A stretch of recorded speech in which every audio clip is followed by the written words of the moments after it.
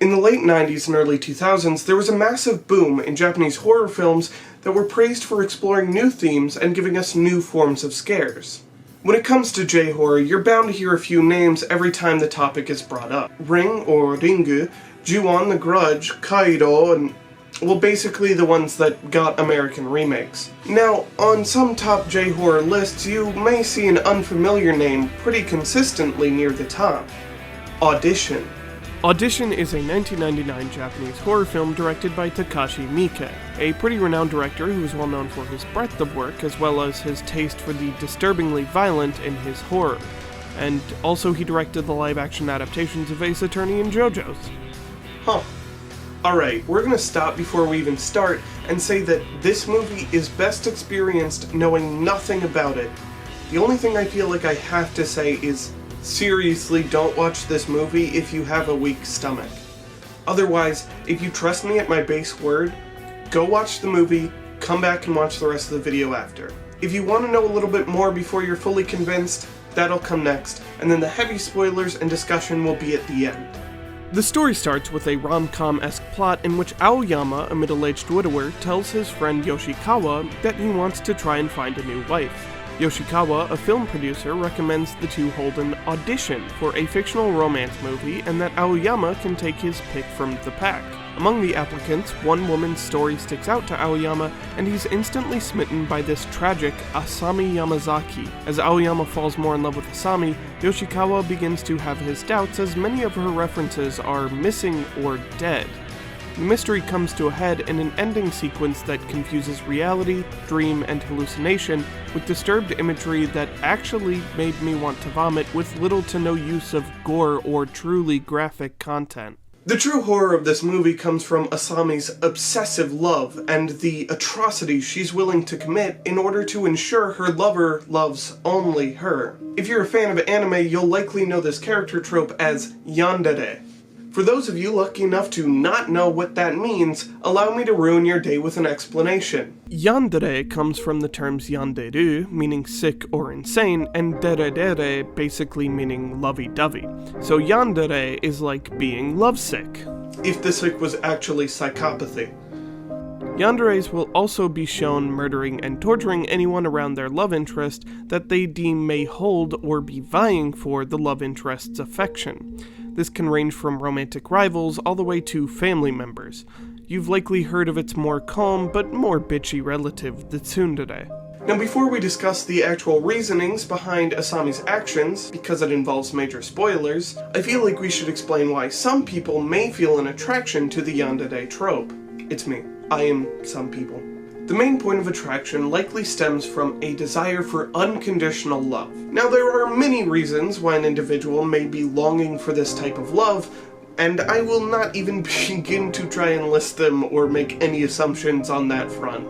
It's simply that a yandere represents an overly exaggerated example of unconditional love. Other people may fall out of love, you may drift apart, but a yandere will always love you, and only you.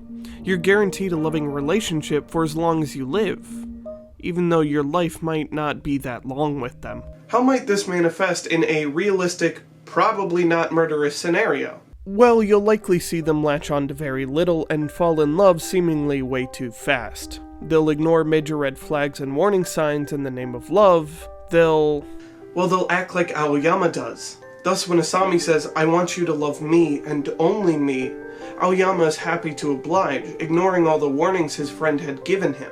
What Aoyama doesn't account for is the literal nature of the demand, as Asami discovers that Aoyama has a son and deceased wife, and proceeds to drug and torture him to ensure he belongs only to her. What proceeds is one of the most genuinely hard-to-watch series of events that I've ever seen in a movie, topped only by A Clockwork Orange. If you are squeamish, have a weak stomach, or are faint of heart, I simply can't recommend this movie to you. As I said before, I genuinely almost vomited at one of the scenes, and it does all of this with very little blood or gore, just discomfort and disturbed imagery. Now comes the part for bigger spoilers and details of what actually happens. So here is your chance to either go watch the movie and come back, or to jump ahead to the conclusion if you still need a little bit more convincing, but no spoilers. Otherwise, at this point, I'm going to assume that you either have watched the movie, or really don't care about spoilers and understanding what I'm about to say. Well, from here on out, things are gonna get hard to say concretely as the movie refuses to be concrete. The line between what is real, what's drug-induced hallucination, and what's a dream all becomes blurred and confused, and you're left to wonder whether Aoyama is really experiencing any of this, or if he's just having a really bad nightmare of what could happen to him. Assuming that most of what we see is real or based on reality, we know that Asami was a victim of verbal, physical, and sexual abuse. When she was young, the man in the wheelchair, yes, that's his actual name in the credits, branded her as a way of marking his property and also ensuring that she would never be desirable to anyone else. Despite how superficial or small you may perceive the scars as a viewer, Asami is clearly traumatized by the experience and must ensure that Aoyama is still willing to love her after seeing another man's mark on her, despite it being played off as being from an accident.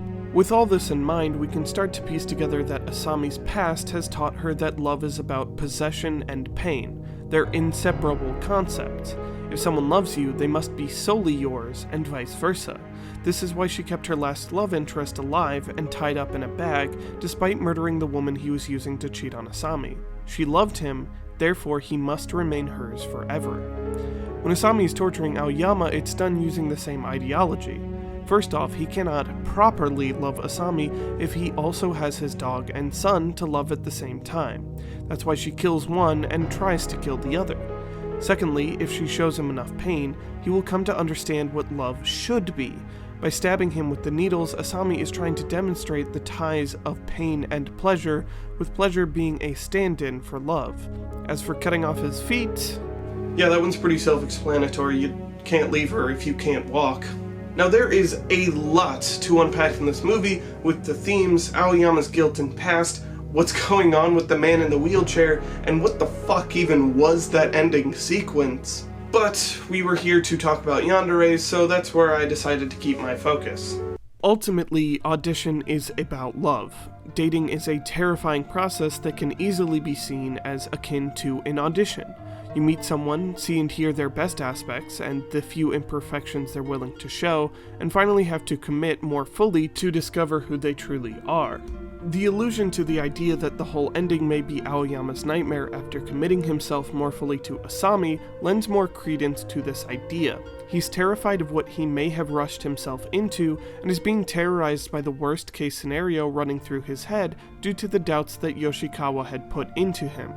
That's why so much isn't just about the past pains he's heard about from Asami, but also the people he had hurt as well. Aoyama is doubting his worthiness in a way that I'm sure that most of us do at one point in a blossoming relationship. As I said before, there is a lot to talk about in this film. Thus, I highly recommend you all go check it out if you haven't by this point, and I'd love to discuss it with all of you because it has definitely become a new addition among my top horror films.